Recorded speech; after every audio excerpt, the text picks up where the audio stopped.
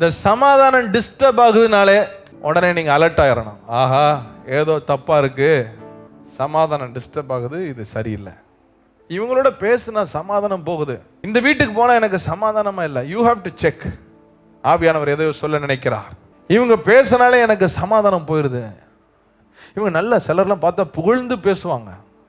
அவங்க பேசுறதுல கொஞ்ச நேரம் நீங்கள் அப்படி எடுத்தால் பிரெட் மேலே தடவிடலாம், அவ்வளோ பட்டர் வைப்பாங்க, ஆனால் சமாதானம் இருக்காது. என்னடா சமாதானம் இல்லை? You have to check. அதை நினைச்சாலே சமாதானம் குறையுது அப்படின்னா அது ஆண்டவர் சித்தம் இல்லை. அதை நினைக்கும் போதெல்லாம் சமாதானம் இருக்குன்னா அது ஆண்டவருடைய சித்தம். எல்லாரும் சிரிச்சு பேசிக்கிட்டு இருந்தா கூட உங்களுக்கு அன்கம்ஃபர்டபுளாக இருந்துச்சுன்னா the Holy Spirit is telling you something. He is telling you that's not the right place for you. உங்களுக்கு தேவையான உறவு அல்ல என்று.